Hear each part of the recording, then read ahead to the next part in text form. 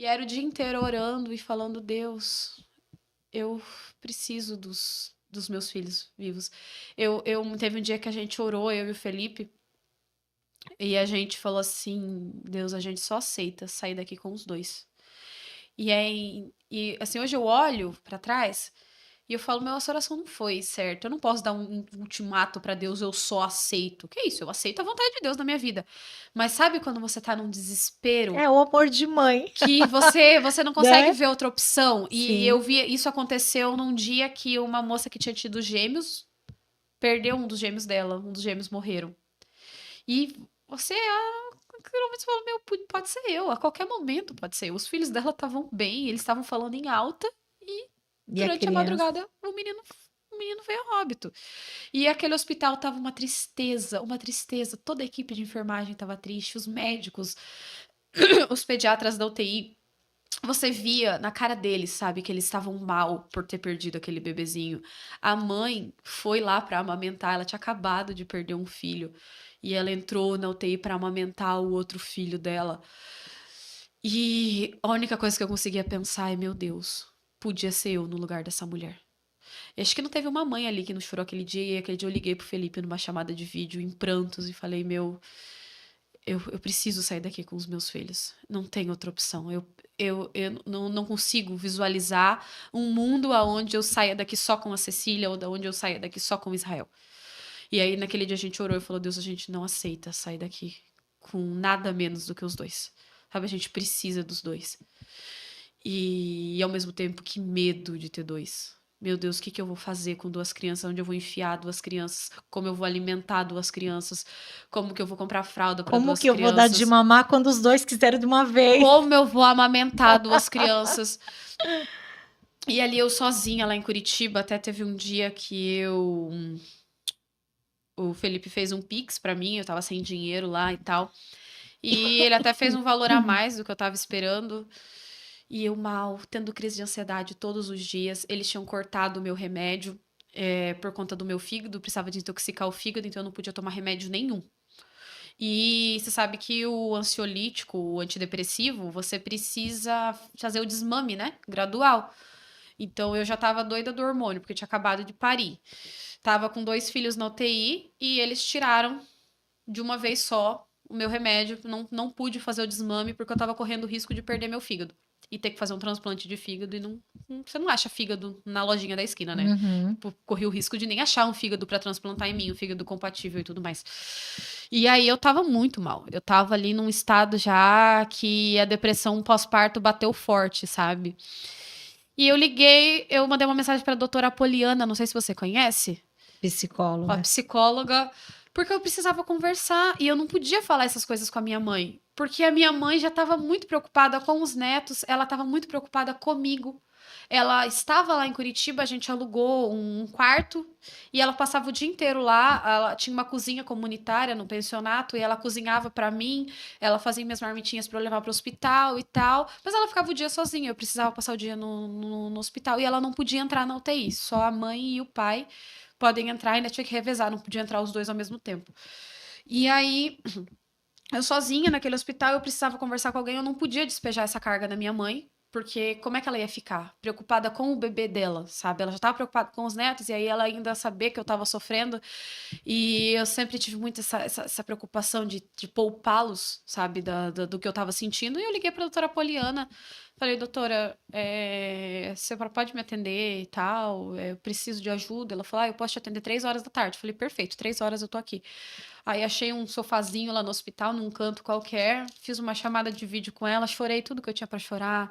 A gente conversou, aí eu contei pra ela que eu tava me sentindo culpada, porque não sei você, mas eu me sinto muito culpada. Tudo que acontece de errado na vida dos meus filhos, a culpa, parece que a culpa é minha.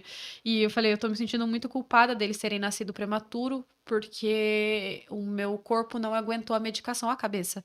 Fala assim, eu comecei a ter uma hepatite medicamentosa porque eu não aguentei, o remédio para segurar é muito forte. E eles tiveram que tirar as crianças porque eu não podia mais tomar medicação. Então eles nasceram por minha culpa. Eles estão na UTI por minha culpa. E se eles morrerem vai ser minha culpa. E aí ela falou para mim assim, Ariane, sua culpa do quê? Você tá fazendo tudo o que você pode fazer. Aí eu falei, mas doutora, não é suficiente. Eles continuam na UTI, eles continuam doentes, eles continuam correndo risco de vida.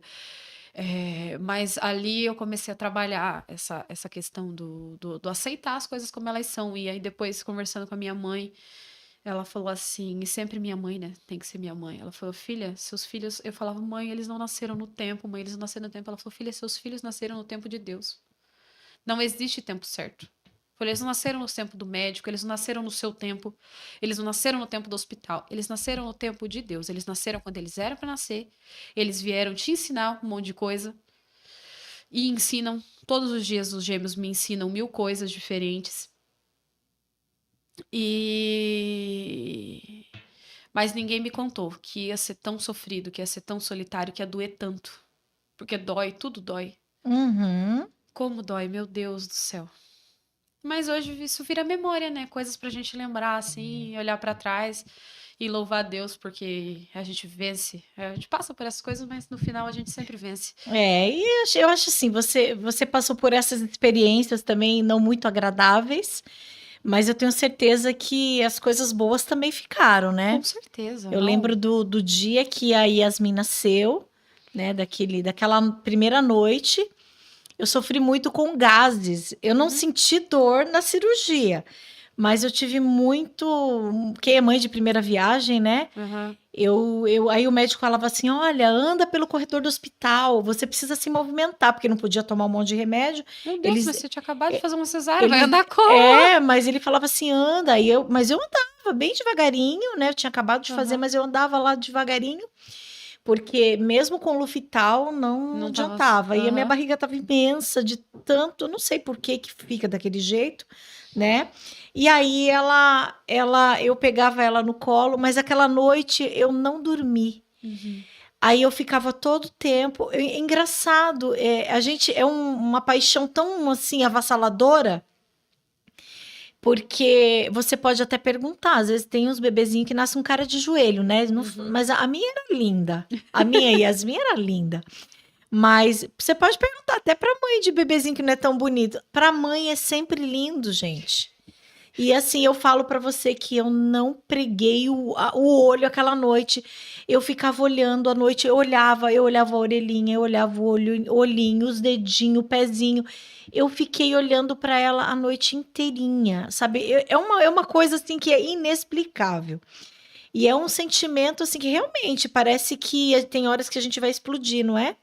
Que não cabe dentro. Eu não sei você como é que você faz com 3, mas eu com uma já não cabe. Eu falo que o amor de mãe, assim, só quem é mãe mesmo para entender isso que eu tô falando, porque é diferente de qualquer coisa. É diferente de qualquer O amor que a gente sente pela nossa mãe é um amor diferente, o que a gente pelo nosso pai é diferente, pelos nossos maridos é diferente, mas o amor que a gente sente por um filho, no meu caso pela minha filha, porque eu só tive ela, é inexplicável. Se você falasse, Gi, defina o amor que você sente pela sua filha em uma palavra. Eu não consigo. Eu não tem como.